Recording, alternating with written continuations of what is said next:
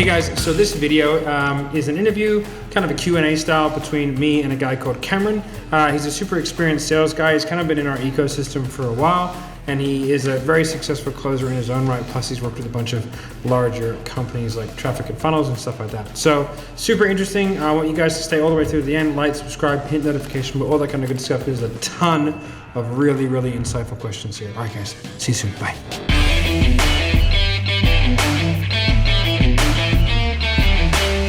So, what beliefs do you think that a top rep has before you even go into the call, right? What kind of beliefs do you think that a top salesperson has compared to, say, your average salesperson? So, are there any like specific beliefs around like whether people's ability to be resourceful or people's ability to afford things, or something around like how much time it takes you to generate trust? Like, what kind of beliefs do you think maybe are different between the best salespeople and maybe even just like the second best or the average? I think super interesting. Like, I think there's a couple of pieces to that. The first is like, if you're surrounded by people who are really, really good, it makes it way easier to be good.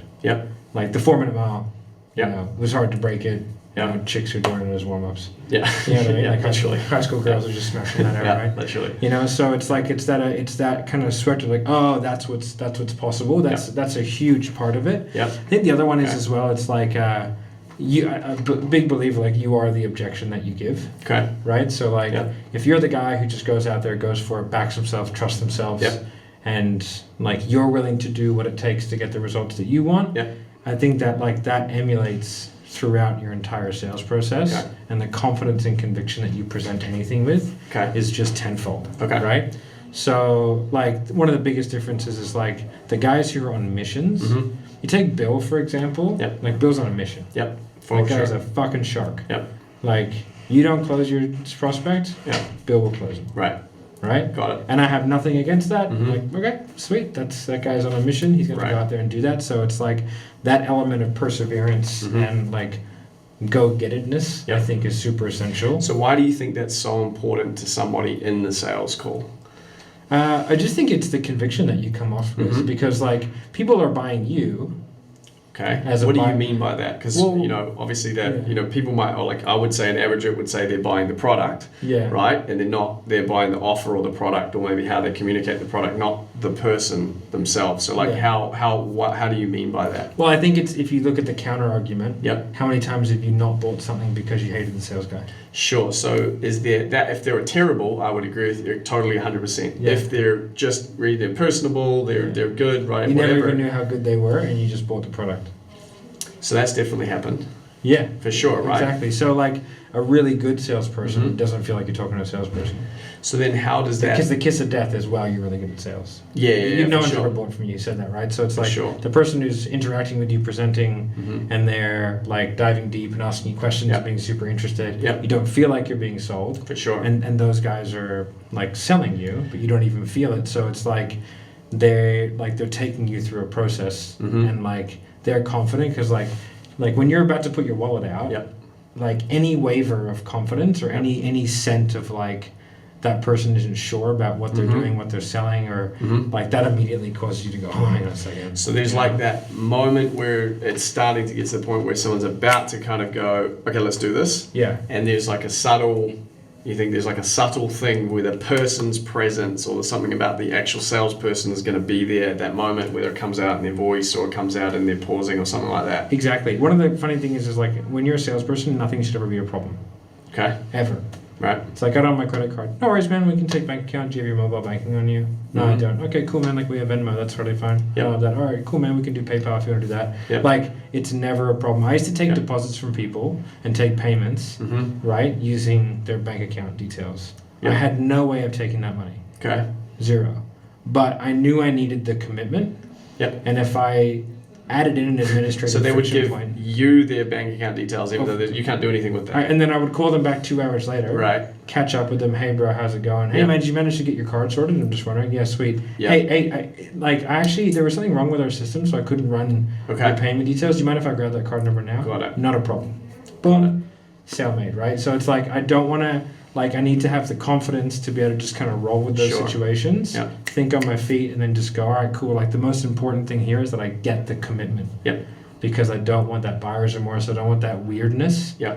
And like that, like the fact that my system isn't working or they don't have a credit card or I don't have a solution for them, that's going to seep into like, oh, I wonder if they don't have a solution for this. Or they don't. So to link that back to the personality of the person behind it, right? So you use the example of Bill, like where there's perseverance and like that sort of additional kind of character, right? So why would someone, like let's say, why would that element of perseverance in that case close somebody that someone else wasn't able to, assuming they have kind of the same process?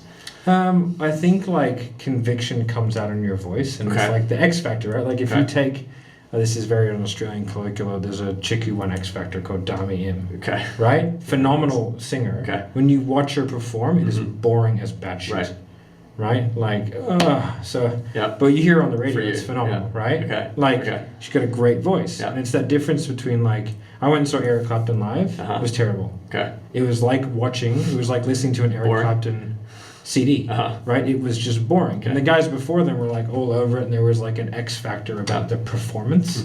You know what I mean? I bought into the performance, you know? So I think like when you're selling, there needs to be that element of like, you're so sure in yourself that everything you say is delivered in a manner where the person can like almost borrow your conviction. So how do you differentiate that from somebody who is attached in the sale? So like someone has that total conviction, they're certain, they want to, almost not push the sale over the line, but at the same time there's a level of perseverance there. So there's got to be some kind of delicate balance. Like if you're saying that someone, there's a certainty that's coming there, but somehow that's transferring, but without it being kind of aggressive or pushing. Well, I don't think you can be really confident if you're not attached to the sale. Like it's like you mean if you are attached to the sale? Yeah, if you are attached to the sale. It's like if you're going after a girl and you're needy. Yeah, right? It doesn't matter how good looking or what you say. If there's that needy vibe, it's like, oh, why do you need me? Yeah. You know what I mean? So being detached from the sale is a key element, which is very tough. It's sort of like when you're young being told that like, oh, you'll get it when you're older. Yep. Right? Super frustrating thing to hear when you're in that stage where you need the money from the sale. Yeah. Right? Yeah. So in that instance, you have to fake it. Like you have to. How really do you fake that? You have to really try and pull back. And what do you do internally? It's through like language, right? Like so, you have to make sure that like you keep your language neutral. Okay. That you can center your voice so that your voice sounds the same. Yep. And that you don't get flustered, because like the thing that's going to kill a sale is like if you get flustered in objection handling. Sure. You start to there's a creep of like combatants coming in. Yep. This game over. So do you think that if somebody has that, so if you're talking about kind of like your average rep or even maybe slightly above, right? If you look at the people who are extremely good at anything and they have that certainty, that's usually quite hard won, right? Like they've had to go through some adversity or like they've had to back themselves and follow through on certain things, right? So how would you suggest that people are, maybe that somebody is, because that doesn't seem like something you can fake. No, but you can force people. What does that mean? Like I have a boot camp. Yeah, I put people through where they either break or they come out the other side. Okay. So we call it Will Hinkson Jail. The what? Will Hinkson Jail. So Will is one of our top guys, great sales guy, one of our head managers. Yep. He's a 9-tour MARSOC, which is Marine Special Operations vet. Okay. And we just make you fucking cold call till your fingers bleed. Okay, got it. Right? So it's like... So how does that translate to somebody's certainty? Is that just their sense of once they've done that and they're in sales, they believe that because they've gone through that, they can handle pretty much anything else in sales after that? Yeah, I think a lot of the problem is that a lot of salespeople these days are a bunch of little whiny bitches that think Define little whiny bitches. Well, they should just be like, oh, give me some more leads, please, Daddy. Okay. Like, and they don't think of themselves as a business. Sure. It's like, I run a business, I want to have a sales channel, a marketing channel, a delivery channel. I want to have some redundancy. Sure. Right? So like when I was commissionally sales repping, I was like, okay, first things first, I'm going to go, what's my goal income? Let's say it's $20,000 a month, just for arbitrary sake. And I'm like, okay, I make $1,000 a sale, I need to make 20 sales a month. Sure. Go, okay, in order to make 20 sales a month, I need to have 40 sales calls show up. In order to have 40 sales calls show up, how many do I need to book? I need to book, let's say it's 80 or 60 or whatever, right? I'm like, okay, cool. To book 60 sales calls, like how many historically has this account been able to book me? Right. They've been able to book me 40. Okay, there's a gap of 20. Yeah. Where are you going to get them from? Yeah, exactly. Sure. So, and I go, okay, what happens, like how many marketing strategies does the account that I have? Let's say they have only Facebook. I'd be like, ooh, that's not good for me because I'm a business. I'm a commissioner. Sure. I'm a business. So I would go, okay, like, first of all, I would not take on an account that only had one marketing strategy. Sure. Right? That's a bit of a no-go for me. Right. So it's like, okay, you have no redundancy built in. I can't work with you. I don't care how good you're doing. The moment Zuckerberg goes, 100%, your business is fucked. Right? So I go, okay, multiple, okay. So, but let's say I'm a sales guy and I want the account. How do I create my own redundant strategies? So the belief that you're talking about there when you're thinking about someone who's a better rep is someone that they're thinking like themselves as a business owner, not a salesperson. And well, they look at problems and they go, okay, these are my problems to solve. So like I have regular meetings with like all my top reps and even my non-top reps as well. And I'm like, okay, what's your plan? I'll ask them, I go, what happens if the internet breaks? And they go, fuck. I go, okay, well, next time we meet, you will have a plan if the internet breaks. Right? And they go, okay. And that's what my mentors do to me. They go, okay, it's like, what's your plan for this? What's your plan for this? I'm like, fuck. Those are like black swan events. They go, yeah, but they might happen. Right. So have a plan for it. Got it. And then start to put in the infrastructure. And then it's like, if you're constantly thinking about like how to have plans for those, then like all of a sudden you're like, okay, well, listen, we have a lead list of X amount of old clients. We have X amount of current clients.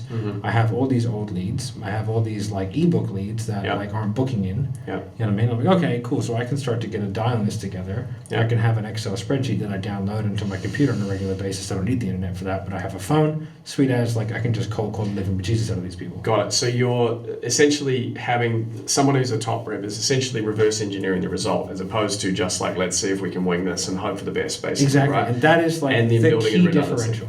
Is like those people are like, okay, because I tell them like, if you come to me asking for more money, like I will slap you super hard. If you coming to me asking me to help you figure out ways to make more money, I'll like war game that with you all day. You know, but it's like getting more per commission is not your answer. Right. Because when you get more per sale, all you're doing is taking away from the ability of the business to spend more money on marketing, which is ultimately restricting the amount of lead flow that you'll have. So in the situation where somebody isn't in a position where they do have multiple sources of leads, because that is a possibility, you would just essentially try to find a better account. Find a better account, but also then go, okay, well, what are the pools of influence that I can pull from? Sure. Can I create my own LinkedIn? Right? And start messaging people, which I've done. On behalf of the company. I have to get permission to do it, but I'm like, okay, can I do my thing? What are the lead lists that I can dial on a regular basis and put aside 2 to 3 hours a week to start to input my own pipeline, essentially, right? And then it's like, can I get permission or am I willing to ask for forgiveness for reaching out to all the current clients and putting in a referral strategy? And if they're a big enough machine where they have a lot of stuff like that, you can create a lot of very, very lucrative pipelines that for makes yourself. sense. So it's like, okay, like that's, you know what I mean? And then kind of, but you got to work that into your diary and kind of be able to manage that and stuff like that, which is not easy and it can be very overwhelming because a lot of salespeople overdevelop themselves to the point where like they don't have any room to take sales calls. Well, I guess, if you've got 8 hours a day of sales calls, it's going to be pretty difficult to do that other stuff. But what you're saying though is that's another belief that is of the higher performing reps essentially is saying, okay, well, this is the situation, but that's what I'm going to have to do, so therefore I go and do it. So again, it comes back to reverse engineering what you need to do and making sure there's a clear plan in place. And like you can do things for short periods of time. You can have short term, like I was like, okay, I want to make $100,000 in a month. Right. I was like, I really want to do that as a commissioner sales rep. I was like, I've never done that. That'd be a good hook for me. Most of my competitors have never made more than 30, 40. So I was like, okay. I was like, what do I need to do that? And I was working for 7th level and one other place, and I was like, okay, cool. I need to start work at 3 a.m. Okay, got it. So I was like, because I was in Western Australia, had all U.S. time zones. Got it. I also didn't have any active marketing at the time, so I had to do all of my own setting, everything. So I was like, okay, what product do I need to sell to get the highest, but it's not what's the most expensive product, it's what gets me the best bang for buck commission for that month. Sure.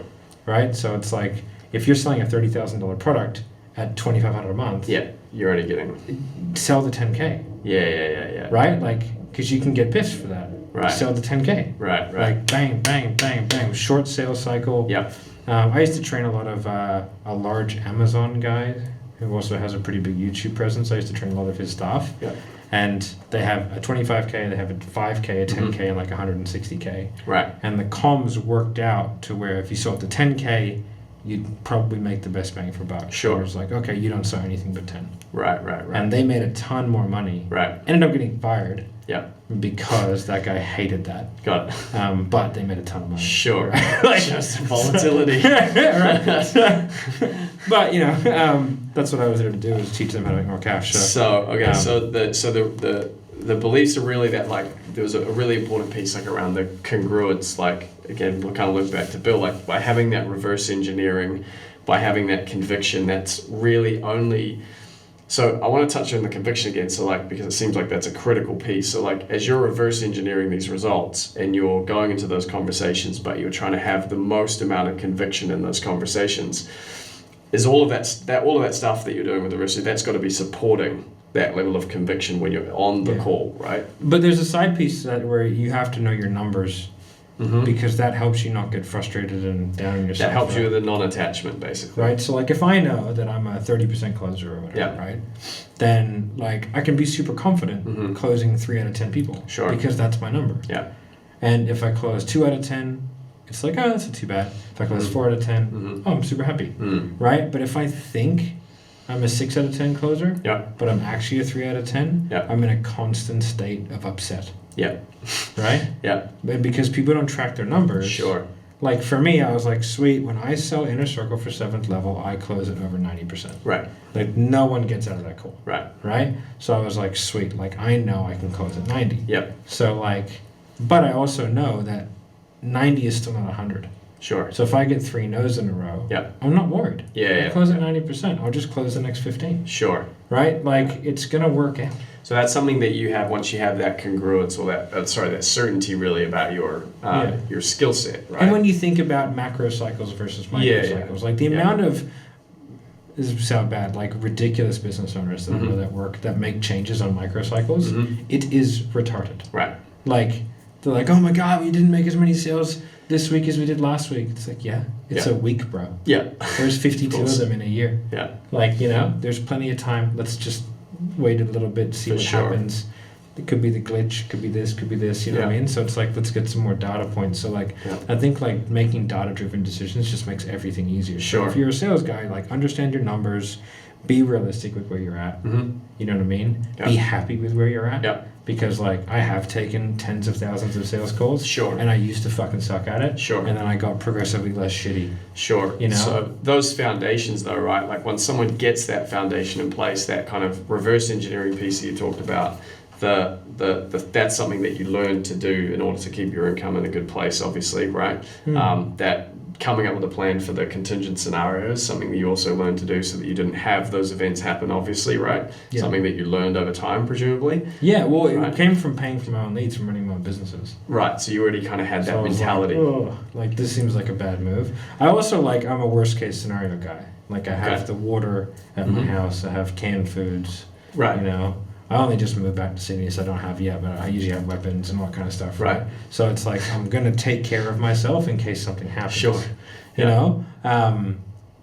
Car's always full of petrol, stuff like that. Right, so it's like, just give yourself... protect the downside kind of guy, right? So there's like that's translated into the way that you handle your sales by thinking in advance of all the contingencies that you would need to have to make sure that you're protected if that happens, basically. Exactly. And then you can be super aggressive.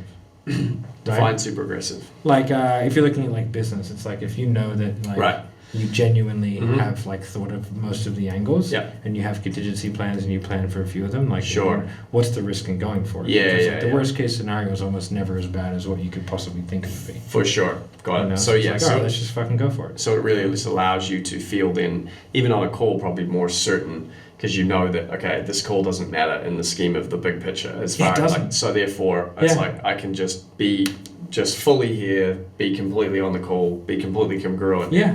And that's perfect. Like, that call doesn't matter. Yeah. That particular any one call doesn't matter. It doesn't matter, right? So therefore, and that's what you're trying to create essentially, is that clear-headedness of, like, no single call actually matters in the scheme of the big picture, because I will hit the goal regardless because I've already planned that out. Yeah. And, like, I'm realistic in my number. Some people come to me going, I want to make 50K a month. It's like, yeah, but you're a 20% guy. Right. It can't happen. Yeah. unless you find an account that's willing to pay you $5,000 a sale, which you won't. So forget about it. Yeah. Like just forget about it. Like so, change your goal. Like Jordan Peterson. It's like, mate, clean your room. It's like start. People set too big a goals. Yep.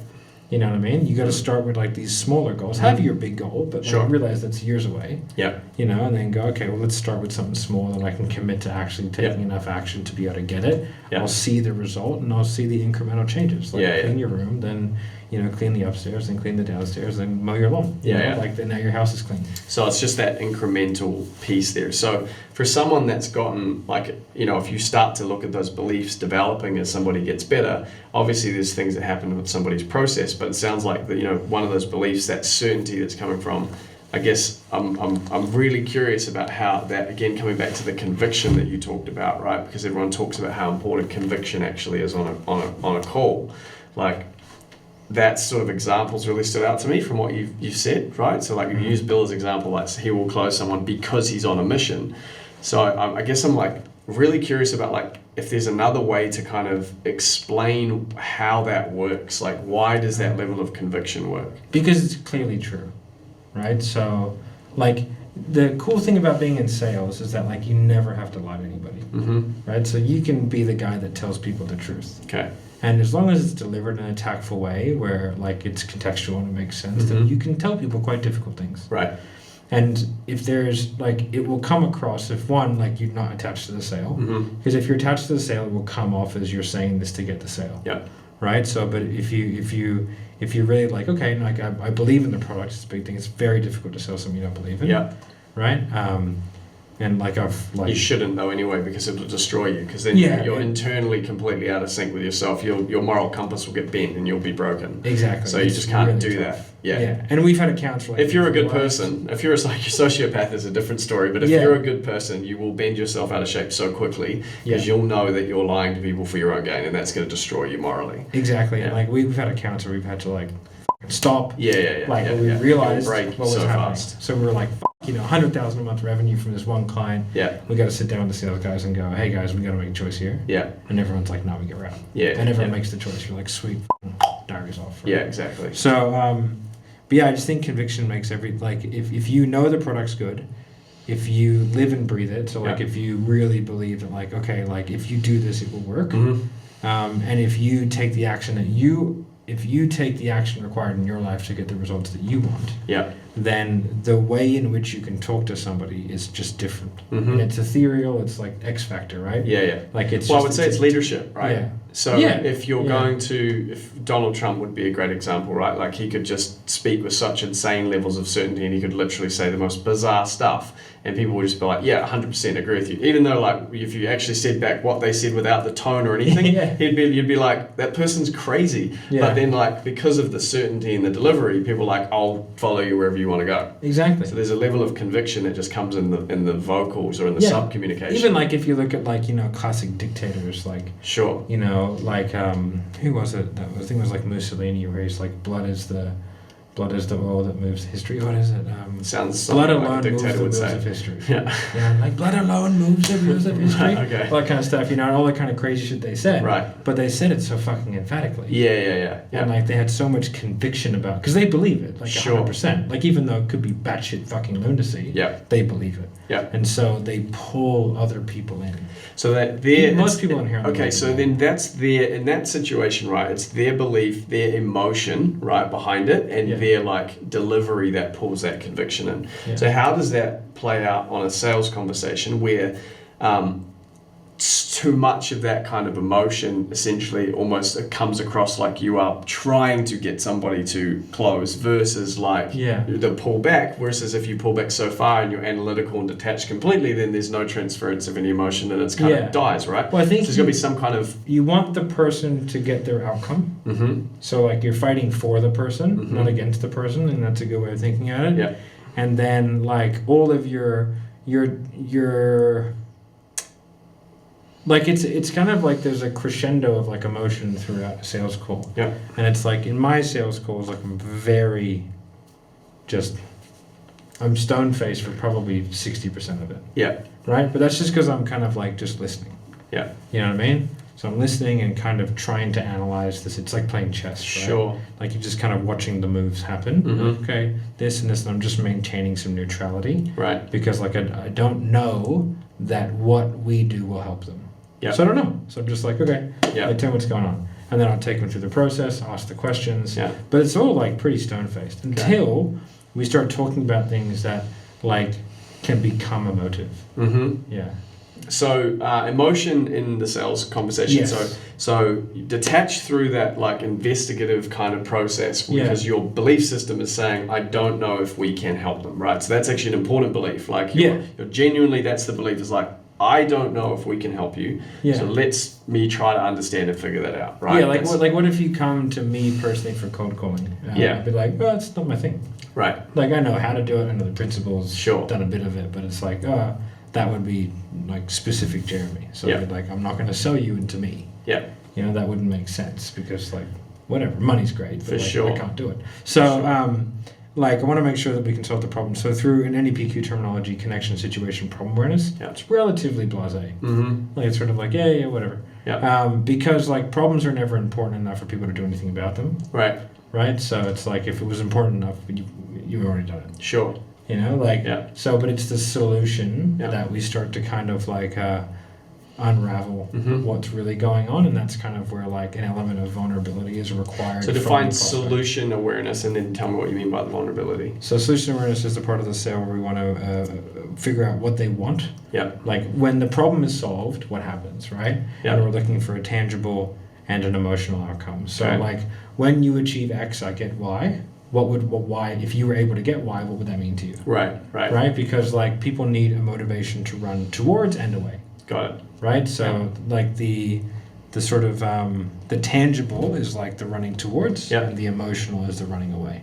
Okay, what does that mean? The emotional is running away. So if you say, I want to have I'd get my house and the family could be safe or whatever. Yeah. What would that do for you? I'd feel like a great father or a great leader or something like that. Yeah, the provider and all that kind of stuff. Right. So when you say they're running away from, what does that mean? Like they're running away from not feeling like that right now. If you never get a chance to be a true provider for your family, what would that do to you? Okay, how would that make you feel? So it's like there's that juxtaposition, but you really have to sort of envision out the future in order to build a gap big enough to where they have to start running. Okay, so that's sort of we could go quite deep into that. So I'm going to maybe loop back around to that. So the emotion in the pitching side of it, that perseverance, that certainty, that congruence, or that conviction, sorry. So using your Mussolini thing before, right, where he's high on the, all the dictators, high on the emotion, right, even Adolf Hitler comes to mind, right, same thing, like very intense, a lot of emotion, but then when you're like, that's more in that closing the sale phase there, when you're communicating, for example, like a pitch to somebody, you're not being that intentionally It's not charismatic. Right. It's just there's an intention behind what you say. Got it. Okay. So like I'm serious and I'm going to say things like it's just like you can tell if someone's got like what I'll do when I train guys is I'll get them like if someone's got kind of like a very like a meek way about themselves, like I'll get them to you have to stand when you sell, and you have to puff your chest up. So you're getting them to do that. Why? Because they need they lack a certain presence about them, which is going to give someone inherent confidence in them. It's like if you people are scared, right? Like generally speaking. So when they're buying, there's an element of fear. Because they're parting with their hard-earned money. Money has a tremendous perceived value for a lot of people, way more than what it actually is. Well, I think that perceived value is obviously relative to what somebody's ability to earn that money is, right? So like if somebody isn't that confident and we're choosing between one of 20 things, and if they're actually saying no to 19 other things to say yes to this one thing, right? It's actually very easy to say yes to almost anything if you're always confident you can refill the bucket. 100%. Of course it is. It's like I have Jeremy, when I sort of finished with Jeremy's training and he knew that I'd sort of figured it out, he goes, congratulations, you never have to worry about money ever again. Yeah. Because he was like, I was like, what do you mean? He's like, well, mate, like you just fucking make it. Yeah. He's like, you never have, like, doesn't matter where you go now. Like, you'll be the best. And I was like, oh, okay. He's just like, you can just dump all your money into crypto and then fucking you lose it and go, oh, well, I'll just make more next I'll month. just make it back. Sure. You know, so that's like an element of, there's a freeing aspect 100%. of that, so you can just fucking go for it. Yeah, I mean, of course. I was speaking to Ryan Tuckwood, who owns Swish, the other day, and he had like a fucking meltdown over this, like, you know, when COVID and all that kind of stuff happened, and and his like friend was like, oh, what would be the worst case scenario? Right. And basically he'd be 6 months behind where he is now if everything collapsed, because he'd have the ability just to rebuild it. Yeah. You know, like, yeah. He's a fucking You make a few guy. calls Got and great make some connections. clients and use the same people. Oh, we got some more business. Great, let's go. Yeah. You know, like if Sales Sniper collapsed, Yeah. I'd just go and sell for someone and make a ton of money. Yeah. You know, like it'd be fine. So like when you have that confidence, it really. So that emotion though, that at the end of the call, how does that relate to that?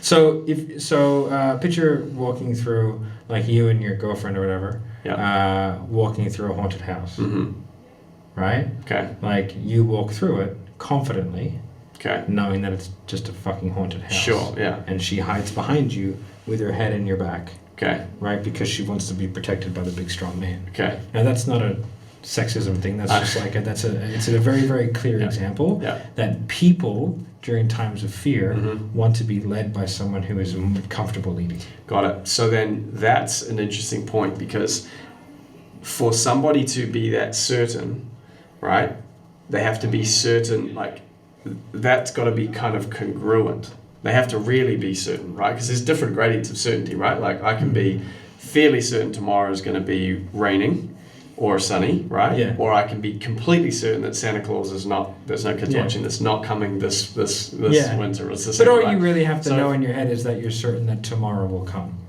Right? Like, so you don't have to like be so specific about it. So okay, it's so like, you don't see there being like a massive variance between like someone who's like radically certain this will 100%. No, like, you can, but I just think think they're just making it more complicated than it has to be. It's like the Okay. program's good, Yep. the person can benefit, fucking get them in. Got it. Right? Like, get them in. It's the best thing for them. Yeah. They might fight tooth and nail not to do it, but I used to sell fitness. I've seen enough fat people tell me all the reasons why they can't go to the gym and eat healthy, and then just get fatter and fatter and fatter. And I'm like, oh, well, that was my fault. Yeah. Because I didn't figure out how to get them out of their own way, because there's no reasonable expectation for that person who's lived their life in that way to make the right decision. Sure. So I fundamentally believe if you're in a shitty situation, that it's because you make poor decisions. Yep. Right? And so Fair like enough. if I'm bad at something, it's because I make poor decisions around that part of my life. Like I used to be poor. I made really shitty money decisions. Yep. Now that I can make money, like I'm learning better decision-making processes around money. But if I had the same decision-making process I have now, I never would have been as bad off as I was. I would have made better decisions. Right? So it's like, now there's a ladder, and everybody starts on a different rung. And some people are near the top when they're born, right? But like, you still got to climb the ladder. But essentially, like, if you're overweight, I hate to break it to you, it's because you make poor decisions 100%. around health and training, exercise. Same with, you take that for any area of anyone's life, right? Exactly. They make poor decisions in those areas. So, like, there is no reason why they should make the right choice. The right choice is to start. So that's an interesting belief. So right there, that's a key belief difference, in my opinion, right? So like that frame that you're using is the sense that if somebody has a area of their life that's not working, it's because your belief is they're making bad decisions, which is self-evident, right? Because the results are bad, so therefore the decision-making is bad, and has been over a long enough period of time to get them there, barring some crazy accident, right? It's a different story, but in general, that's the rule. And then so your belief with this person that's in front of you is they don't know how to make the right decisions. Otherwise, they'd already be making the right decisions. Exactly. And so that's going to give you an extra level of intensity when it comes to, I need to make sure that this person does make the right decision, because if I don't, probably they're not going to. Yeah. Jeremy describes it as just stay in status quo, right? So they're just going to stay in status quo all the time. There's no, they're never going to change. And I've just seen that so many times in life, and you can just see it. Like, it's not until they actively decide to have a different decision-making process that they will start getting different outcomes. Yeah. And so, like, I know, like, when I'm on a call, and I know when I can tell the difference between a logistical objection that I have to work with them on and just a fear-based one that's all around the decisions. And if it's a fear-based, like, I will not let them off the phone. Well, not that I won't let them off the phone, but like, I will fight for them for as long as I have available. Yeah. You know, I have calls that I've released that were 2 hours long, and I pitched it 20 minutes, and it's an hour and 40 of objection handling. Right. But the guy, you know, had a shift at the end of it, did the program, paid for it, was successful. Yeah. You know? And so it's like, because you just know, you're like, oh, he's just making bad decisions. Like, it's... Like, but there's no reason for him to make a good decision. Sure. So I have to get him to convince himself to take the leap to be able to make the decision. Yeah. You know, and that's the same in everything, whether it's buying a car or buying solar, like all these things, like they're just decisions that need to be made. And if someone makes poor ones, then what reasonable expectation should we have on them to just all of a sudden have a fucking come to Jesus moment? Yeah. You know? Like, oh, you know what? I will be fit now. And that's why, like, oh, call me back in 24 hours. No. Like, because that's where they're already not making decisions a certain way. This is a window of a moment where they may make a different decision if they've got the right set of circumstances created. And if they don't have those circumstances created, that's what that sales call is for. Is to create that set of circumstances where they may just make a different decision. That's the, you know, and you can't make them. Yeah.